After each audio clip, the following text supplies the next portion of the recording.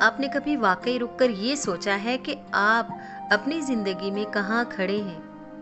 क्या आप सिर्फ दिन गुजार रहे हैं या वाकई जिंदगी को महसूस करते हुए जी रहे हैं? अगर एक लम्हे के लिए आप खुद को इस सवाल के सामने खड़ा करें कि अगर आज सब कुछ खत्म हो जाए तो क्या आप मुतमईन होंगे? या दिल में एक अनजानी सी खलश बाकी रह जाएगी कि अभी बहुत कुछ बाकी था, बहुत कुछ ऐसा था जो करना चाहिए था मगर कर ना सके? तो यही वो नुक्ता है जहां से असल सोच शुरू होती है, और यही वो सवाल है जो लिविंग फॉरवर्ड हमें सोचने पर मजबूर करती है। क्योंकि इस किताब का बुनियादी मकसद ही ये है कि इंसान अपनी ज़िंदगी को हादसाती तौर पर नहीं बल्कि शऊरी तौर पर एक वाज़ेह मकसद और सिमत के साथ जीना सीखे। हकीकत ये है कि दुनिया में ज़्यादातर लोग अपनी ज़िंदगी को खुद डिज़ाइन नहीं करते बल्कि हालात के बहाव में बहते रहते हैं। वो समझते हैं कि बस वक्त गुजर रहा है और यही काफ़ी है। हालांकि वक्त का गुजरना और ज़िंदगी का बनना दो मुख्तलिफ अलग अलग चीज़ें हैं।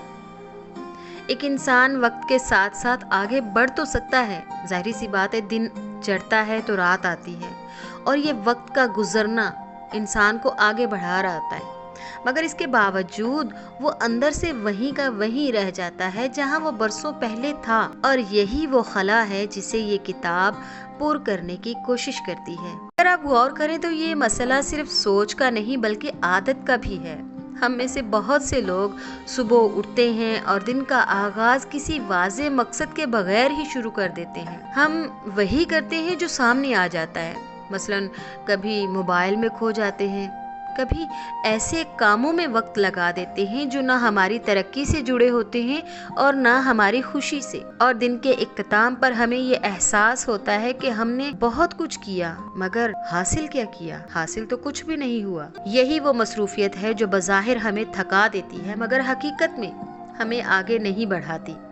और जब यही मामूल महीनों और सालों तक चलता है तो जिंदगी एक ऐसे दायरे में घूमने लगती है जहां हरकत तो होती है मगर पेशरफ्त नहीं होती। इस किताब का पहला और सबसे अहम सबक यही है कि अगर आप अपनी जिंदगी का नक्शा खुद नहीं बनाएंगे तो दुनिया आपके लिए एक नक्शा तैयार कर देगी, और फिर आप अपना वक्त, अपनी तवानाई और अपनी सलाहियतें उन चीज़ों पर खर्च करते रहेंगे जो शायद वक्ती तौर पर ज़रूरी लगती हैं मगर दर हकीकत में आपके बड़े मकासद से कोई ताल्लुक नहीं रखती। बिल्कुल ऐसे ही जैसे कोई शख्स अपनी अच्छी आमदन हासिल करता है मगर उसके पास ना कोई माली मंसूबा होता है ना कोई तरजीह। वो जो कमाता है वही खर्च कर देता है, कभी ख्वाहिशात पर, कभी दिखावे पर, कभी वक्ती खुशियों पर, और वक्त के साथ साथ वो एक ऐसे मुकाम पर पहुंच जाता है जहां उसके पास ना बचत होती है ना कोई मजबूत बुनियाद, और फिर जब कोई मुश्किल आती है तो वो खुद को बेबस महसूस करता है। अब फैसला